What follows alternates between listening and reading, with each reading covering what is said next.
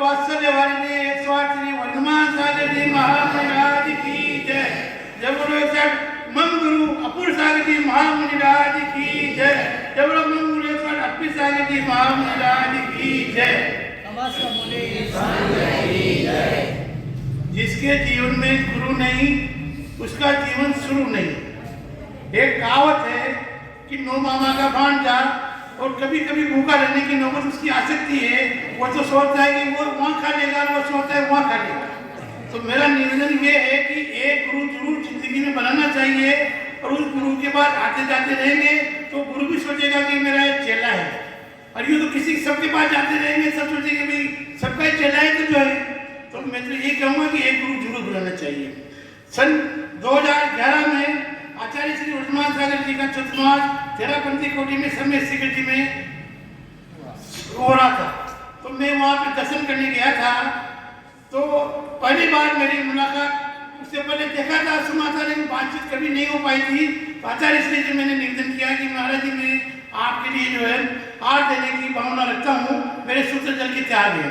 कहते भाई कुछ भी हो, सूत्र जल के त्याग हो तो भी कोई बात नहीं, मेरे यहाँ संघ में तो यही व्यवस्था है कि अर्पित सागर जी जो कहेंगे वही मेरे को आठ दे सकेगा और वही मेरे संघ में आठ देगा।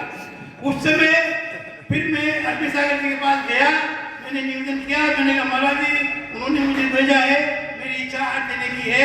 तो कहा भाई तुम्हारे क्या क्या क्वालिफिकेशन है? मैंने कहा महाराज जी मेरी तो क्वालिफिकेशन तो कुछ भी नहीं है, मैं सुभाष मृति माता जी के साथ में और आदि मृति माता जी के साथ काफी रहा हूँ। तो ये सुनते ही जो है महाराज जी ने मेरे ऊपर आशीर्वाद दे दिया, तो तुम्हारे ऊपर नोट भेज दिया जाता है और तुम जो है बाहर दे सकते हो। तो तुम भैया जी कह दिया, आचार्य सिंह जी कह दिया, मेरा रास्ता खुल गया।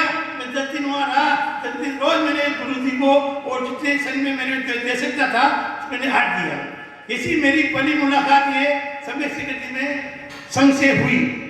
उसके बाद फिर मैं निवाई वाले आपके पास में हर साल चतुर्मास में चौका लेके जाते थे और आते थे। तो मैं उनके साथ जो है चौका लेकर के उनके साथ जाता रहा, उनके साथ महीने 15 दिन रहता रहा। और मेरी जिज्ञासा रहती थी कि मैं संख्याओं को जो है एक डायरी में लिखा था, और पूरे संघ में मुझे जो है डायरी में के लिए मुझे गुरुजी अपूर सागर जी और अपूर सागर जी को ही मैंने चुना और इनसे मैं शंकाओं का समाधान करता रहा। तो इन्होंने भी देखा कि भाई चेला तो ठीक है, और मैंने सोच लिया कि इससे बढ़िया गुरु कोई दुनिया में नहीं मिल सकता। मेरी भावना काफी दिनों से 10-12 साल से मुनि दीक्षा लेने की इच्छा थी। तो मेरे मन में था कि मुझे गुरु तो किसी को चुनना ही है। तो फिर मैं इनके पास खूब आता जाता रहा, मेरा संपर्क बढ़ता गया। मैंने सोच लिया कि भाई जो है अब संघ तो अपना आचार्य वर्धमान सागर जी का ही रहेगा, और जो है इनसे ही अपन को दीक्षा लेनी है और अपूर सागर जी अर्पित सागर जी के सानिध्य में रह करके ज्ञान की वृद्धि करना है। इसका मुकाबला इस पूरे हिंदुस्तान में इस संघ का कोई मुकाबला नहीं था।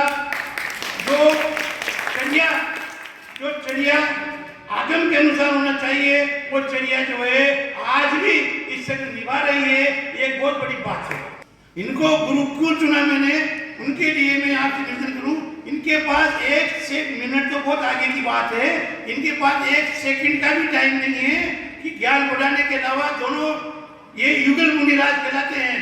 युगल मुनिराज जो है 27 साल से मैं जब से मैं संपर्क में रहा, जब से देख रहा हूँ कि हमेशा संघ में जब भी रहे एक ही चौके में तो इन्होंने हाथ किया है, और एक ही कमरे में रहे हैं, और एक ही साथ ही रहे हैं, और पूरे संघ का संचालन करने के लिए सारा संघ इनके पास ही रहा।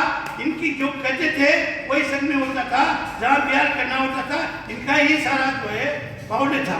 फिर ये जब अलग रहने लग गए, अलग 3 साल से अलग, गुरुजी ने इनको भेज दिया भाई प्रभावना के हिसाब से जो है आप अलग प्यार करो, ताकि ज्यादा प्रभाव होनी चाहिए। संघ भी बड़ा है तो वास्तव में सही बात है, जहाँ साधु जाएंगे अलग अलग जगहों में जाएंगे तो इसकी प्रभावना ज्यादा होगी। तो इनको फिर मैंने जो है इनमें संघ छोटा था, और संघ में जो है कि किसी तरह की भी कोई जो है लाग लपेट नहीं थी। इनके पास कोई किसी तरह का प्रोजेक्ट नहीं है। प्रोजेक्ट जिसके पास होता है वो फिर प्रोजेक्ट में ज्यादा लगता रहता है, तो उसमें दिक्कतें उनको कई आती है, आती जाती रहती है, ये उनका लुकआउट है। लेकिन मेरा जो चुनने का जो मैंने इनको गुरु चुना, वो मैं 2 शब्द में आपसे कहकर के मेरा निवेदन खत्म करूंगा कि मैंने देखा कि जो है संघ छोटा है, पहली बात ये। दूसरी बात कोई प्रोजेक्ट नहीं है। तो मेरा मतलब ये है कि मैंने जो इनको चुना इसीलिए चुना कि जब मेरे को भी ये करना था और आपने मेरे को दीक्षा के लिए मैंने निवेदन किया, दीक्षा के लिए भी आज 3-4 साल से मैं निवेदन करता रहा। महाराज जी बात को टालते रहे, ये कहते रहे कि जब मैं तो मेरे आपको दीक्षा दिलाऊंगा प्रेम जी दादाजी गुरु जी वर्तमान सागर से दिलाऊंगा। मैंने कहा महाराज जी कब वो दिन आएगा जब तुम मत चलेंगे, कब क्या होगा, फिर सब ठीक हो जाएगा। तो आखिर जो है मेरी मनसा जो थी और आपकी जो मनसा वही जो है फिर मुझे 21 अक्टूबर को पाठशाला में खुद जा करके मुझे उनके पास जाकर के दीक्षा दिलाई, मेरा जीवन धन्य किया, मेरा जीवन धन्य किया। और गुरु जी ने ही 10-5 दिन मेरे पास रुक करके उनके पास रख करके और उन्होंने खुद ने आचार्य ने वापस मेरे को इनके पास भिजवा दिया। मैं आज इनका गुणगान अनुवाद करूं, मैं इससे कुछ भी इनके चड्डी उंगली के अंगूठे के बराबर भी नहीं हूँ, लेकिन मुझे इस तरह का प्यार मोहब्बत वात्सल्य मिल रहा है कि मैं आपसे निवेदन नहीं कर सकता। मेरी चटाई रात की सर्दी में अगर उगड़ भी जाती है तो मेरी चटाई को ये खुद अपने हाथों से जो है मुझे ढक देते हैं, मुझे इतना ध्यान रखते हैं। मैंने थोड़ा सा हो गया, पैर में पैदल चलने में घाव हो गया, तो उसके लिए डॉक्टर को बुलाते रहते हैं, कंपाउंडर को बुला देते हैं, रोज ड्रेसिंग करते हैं। मेरी ड्रेसिंग करने बैठ गई कि अब मुझे इतनी शर्म आई, लेकिन इनका वात्सल्य देखो आप दोनों साथियों का, इसके लिए भी कोई नियुक्त नहीं कर सकता। इसलिए जो है मैंने तो मेरा चिंतन नहीं कर लिया, उनको गुरु बना करके आपसे भी नियुक्त करूँगा कि आप भी गुरु बनाए।